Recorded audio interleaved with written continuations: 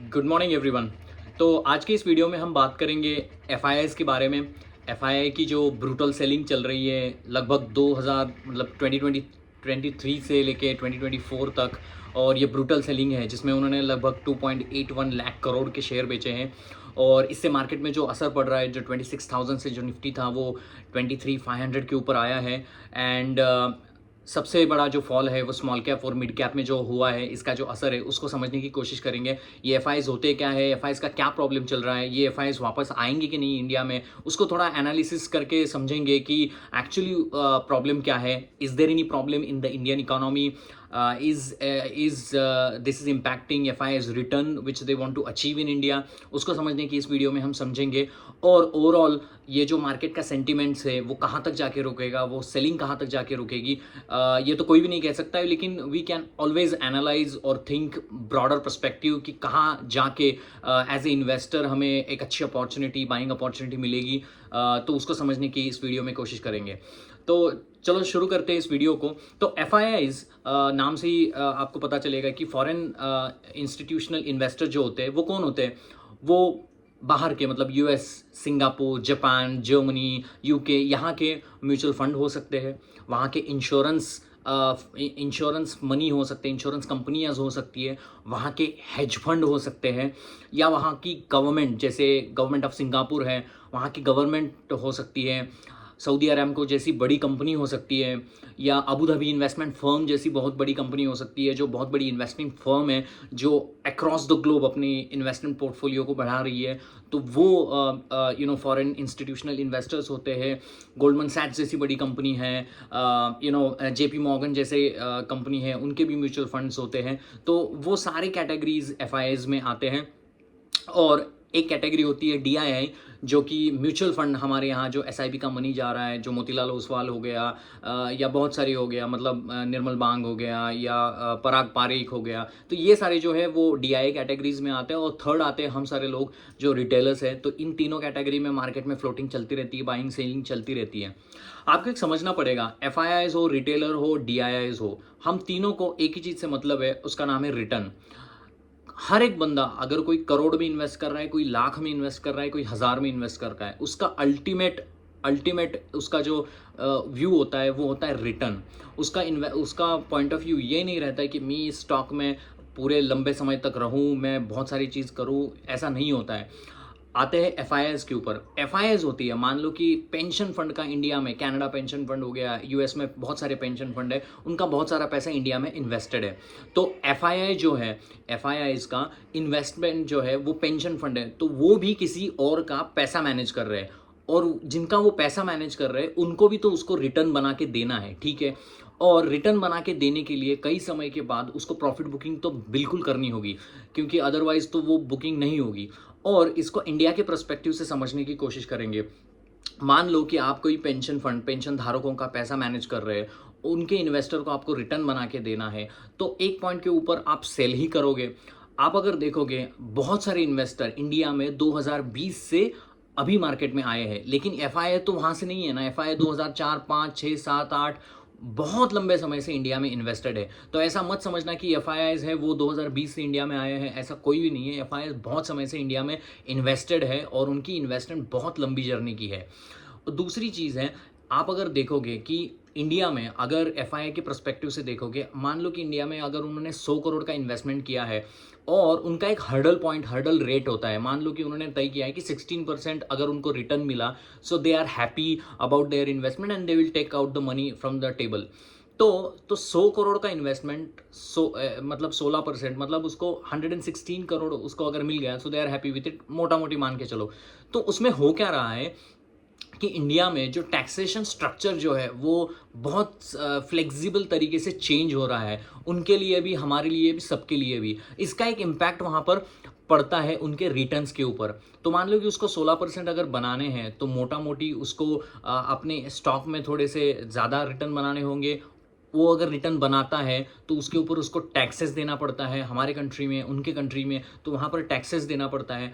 और ये जो इन्फ्लेशन जो चल रहा है, मतलब हर कोई चीज़ 6% से इन्फ्लेट हो रही है, एक साल से 6% से इन्फ्लेशन हो रही है। और सबसे बड़ा एफआईआई का जो मुद्दा मैंने अपने पिछले वीडियोस में भी कहा, सबसे बड़ा हर्डल जो एफआईआई को है वो यूएसडी आईएनआर का डिप्रिसिएशन। मतलब आईएनआर का जो डिप्रिसिएशन अगर यूएस डॉलर में बहुत ज़्यादा बुरी तरीके से होगा और स्टॉक में, इकोनॉमी में उतनी ग्रोथ नहीं होगी, ये दोनों कारणों से एफआईआई बेच रहे हैं। अगर आप मुझसे पूछो कि एफआईआई क्यों बेच रहे हैं, क्योंकि इंडिया की जो रूरल इकोनॉमी है, बहुत सारे रिजल्ट्स में आप देखोगे वहाँ पर उतनी ग्रोथ दिख नहीं रही है। और दूसरी चीज़ वहाँ से हो रही है कि यूएसडी आईएनआर का जो इक्वेशन है वो घटते चले जा रहा है, मतलब रुपया जो है वो डिप्रिशिएट होता है। मैं आपको एक एनालिस्ट बताता हूँ 2014 से लेके 2024 तक 45% से लगभग जो यूएसडी का जो एप्रिसिएशन हुआ है इंडियन मार्केट्स में, तो होता ये है कि वो लोग यूएस डॉलर में इन्वेस्ट करते हैं और वहाँ पर आईएनआर में हमारे यहाँ मार्केट में माल डालते हैं। जब वो बेचते हैं तो आईएनआर में बेचते हैं, लेकिन कन्वर्ट करके उनको पैसा यूएस डॉलर में घर लेके जाना है। अगर वहाँ से जो डिप्रिसिएशन है हर साल 3-4% से अगर रुपया डिप्रिसिएट होता रहेगा और उनको 16% कमाना है, तो 16 के ऊपर उनको कमाना पड़ेगा। मतलब 20% 21% के रिटर्न उनको कमाने पड़ेंगे, 21 से भी ज़्यादा कमाने पड़ेंगे, क्योंकि उनका टैक्सेशन है। अगर उनका हर्डल रेट 16 है तो मतलब इस यूएसडी आईएनआर के डिप्रिसिएशन की वजह से उनको और ज़्यादा पैसा कमाना होगा, और टैक्सेशन की वजह से उनका 20-25% के ऊपर उनका मतलब रिटर्न उनका आना चाहिए, तब वो 16% का जो हर्डल रेट है वो कमा सकते हैं। अगर ये होगा तो दे आर हैप्पी। अभी हो क्या रहा है कि ओवरऑल मार्केट सेंटीमेंट में जो इंडिया का मार्केट बड़ा है और चाइना का मार्केट आप देखोगे, चाइना का मार्केट बहुत समय से स्टैग्नेंट था। कोविड के बाद बहुत बुरी हालत चाइना के मार्केट में थी, ग्रोथ नहीं थी, गवर्नमेंट भी कुछ नहीं कर रहा था। लेकिन पिछले कुछ दिनों में चाइना में भी स्टिमुलस अनाउंस किए चाइना के गवर्नमेंट की तरफ से, एंड दे आर सेइंग कि we will also boost the growth and stuff like that. तो अभी क्या हो रहा है कि एफआईआई को ऐसा कोई कंपल्शन नहीं है कि उनको कोई कंपल्शन नहीं है कि इंडिया में इन्वेस्ट करना है और ऐसा कुछ करना है। देखो यूएई मार्केट में अभी अच्छा चल रहा है, आप उसको भी देख सकते हो। ओमान मार्केट है, जैसे पाकिस्तान मार्केट है, उनको बहुत सारी इमर्जिंग मार्केट है, चाइना है बिग प्लेयर, तो वहां पर वो अपने पैसे को रूट कर सकते हैं। Because at the end of the day, because of the ये रुपया आईएनआर का डिफ्लेशन हो रहा है, इंडिया की रूरल इकोनॉमी चल नहीं रही है, टैक्सेशन के ऊपर बर्डन आ रहा है, गवर्नमेंट बहुत सारी तरीके से टैक्सेशन को चेंज कर रही है, तो जिसकी वजह से एफआईआई के ऊपर एक उनके शेयर होल्डर का भी तो प्रेशर है। मतलब वो भी चाहते हैं कि मेरा पैसा बने, अगर वो नहीं बनेगा तो उनके भी पेंशन होल्डर वहां से पैसा निकाल के दूसरे फंड में चले जाएंगे, तो उनके ऊपर भी प्रेशर है पैसा कमाने का। तो जहां उनको सस्ता चीज मिलेगी वहां पर वो जाएंगे, वहां पर वो पैसे को कमाएंगे। और एज ए ह्यूमन ये हम भी ऐसे ही करते हैं। अगर हमें कोई चीज सस्ती में मिलती है टमाटर बाजार में, तो हम जहां महंगे हैं वो नहीं जाते ना, हम जहां पर सस्ते हैं वहां पर ही टमाटर खरीदते हैं। सिंपल फैक्ट है। तो एफआईआई का भी वही नजरिया, at the end of the day they are human. तो ये कहना कि सोशल मीडिया के ऊपर यार हमारे तो रिटेलर है, हमारे लिए कोई एफआईआई की वैल्यू नहीं है, मैं आपको और एक डेटा बताता हूं कि एफआईआई का जो टोटल इन्वेस्टमेंट है, उस इन्वेस्टमेंट से लगभग उन्होंने 2 या 3% ही अभी तक बेचा है। So there still 95%, more than 95% of the FIIs money is invested in India. तो आप मानो कि इतने समय से ही मार्केट को 26,000 से 23,000 आया, अगर सब बेचते तो कितना चला जाता है। तो मतलब दिस इज रेडिकुलस स्टेटमेंट कि भाई हमें एफआईआईज की जरूरत नहीं है और उनके बिना रिटेलर का मनी चलता रहेगा, तो ऐसा होगा नहीं। आप अगर रिटेलर की भी बात करोगे, रिटेलर कौन होते हैं? मैं और आप जैसे लोग हैं जो कंपनियों में काम करते हैं, खेतीबाड़ी में काम करते हैं, या कोई किसी का बिजनेस कर रहा है, वहां पर ग्रोथ नहीं आएगी। सैलरी तो 25-20% से तो बढ़ेगी नहीं। अगर मेरी सैलरी 50,000 है तो अगले साल में कुछ 1 लाख की तो सैलरी होगी नहीं, डबल तो नहीं होगी। तो सैलरी जो है वो एक सस्टेन लेवल पे बढ़ती है, तो लोगों का कुछ खर्चा है, वो खर्चा बाजू हटा के वो लोग मार्केट में इन्वेस्ट कर रहे थे।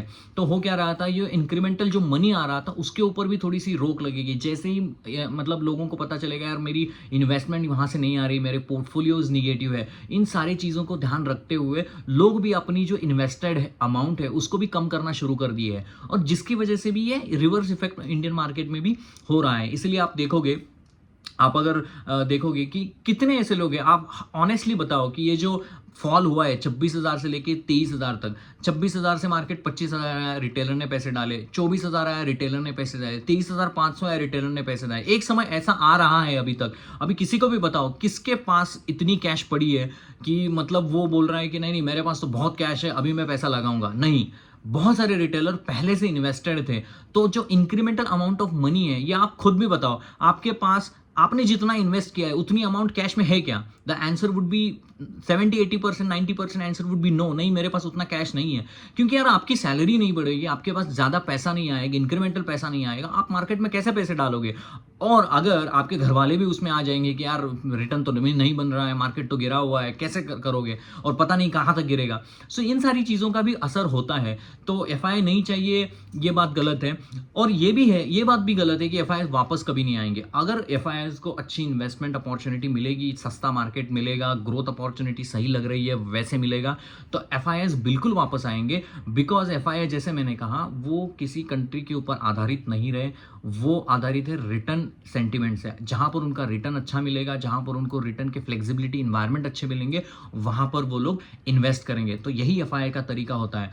और एफआई की जो टोटल इन्वेस्टमेंट है वो 77 ट्रिलियन आईएनआर की है, जिसमें से अभी ये ड्रॉप होके 71 ट्रिलियन आईएनआर हो गई है। मैं ट्रिलियन की बात कर रहा हूँ, 71 से लेके 0 तक अभी बहुत सारा पैसा इंडिया में इन्वेस्टेड है। और मैं ऐसा नहीं कह रहा हूँ कि वो लोग सारे अपने स्टॉक को बेच देंगे और जीरो चल के चले जाएंगे। एफआईएस किसी से नफरत नहीं करते, उनकी जो नफरत होती है सिर्फ और सिर्फ मतलब उनका जो प्यार होता है वो रिटर्न से होता है। जहाँ पर उनको रिटर्न मिलेगा, जहाँ चाइना में हो, यूएई में हो, ओमान में हो, या मतलब जर्मनी में हो, यूएस में हो।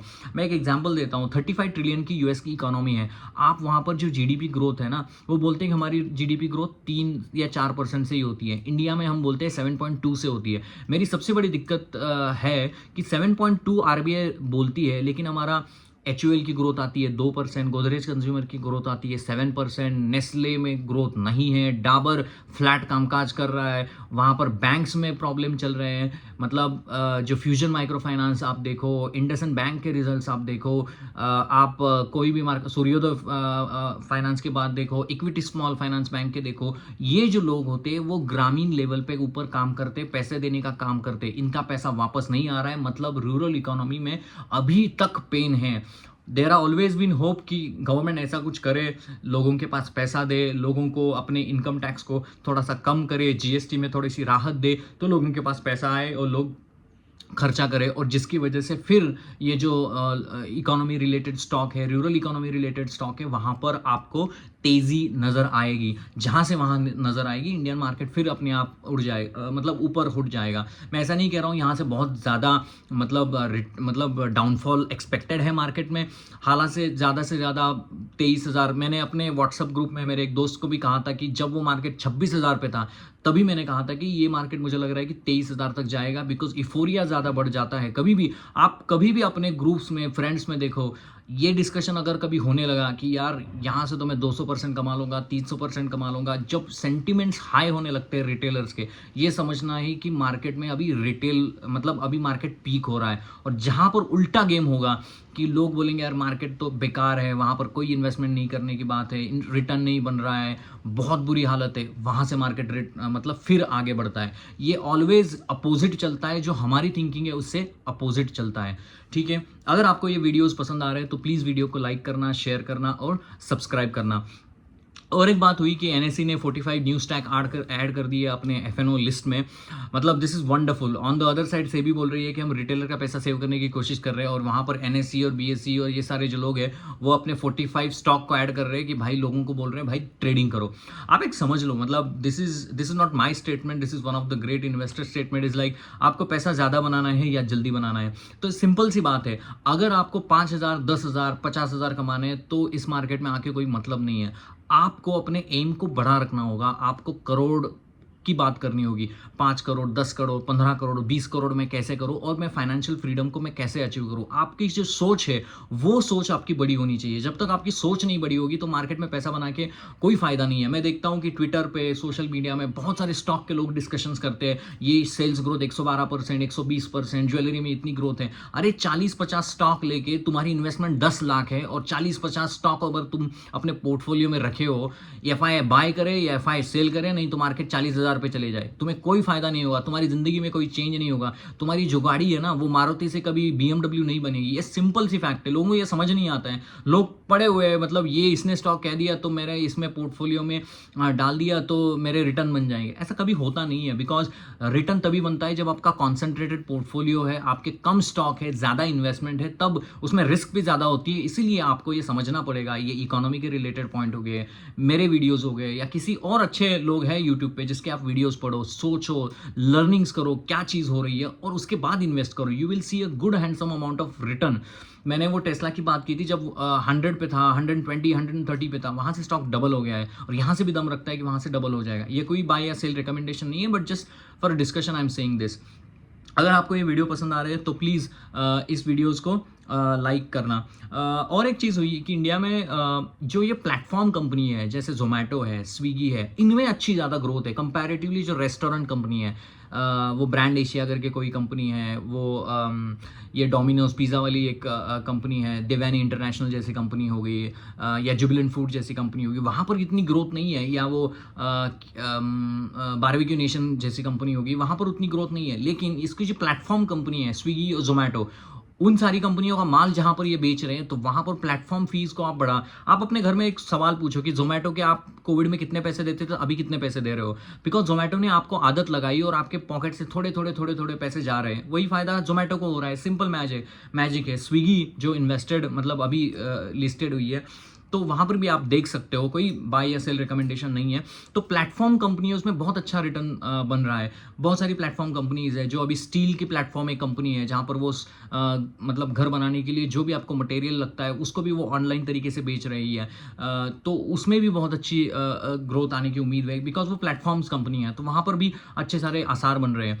तो eight the end of the day मेरा यही कहना है कि एनालाइज द स्टॉक। अभी 2-3 दिन की छुट्टी है, तो you should analyse all the stocks in your portfolio. उसके रिजल्ट्स देखो, समझो रिजल्ट्स कैसे आ रहे हैं, उनके मैनेजमेंट ने क्या कहा है।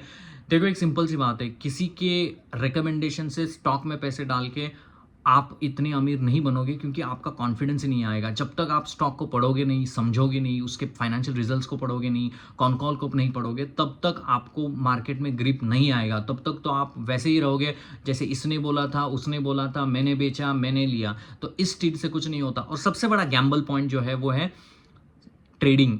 तो ट्रेडिंग जो है वो तो मतलब सब लोग उसमें लगे हुए हैं, सुबह रात दिन रात। मैं देखता हूँ बच्चे कॉलेज नहीं जा रहे। मैं अभी गांव में हूँ, मैं देखता हूँ आसपास सब जगह पे ट्रेडिंग का भूत सवार है। And the people are like saying, like बड़े महल उनको उसके ड्रीम में दिख रहे हैं कि ट्रेडिंग से होगा।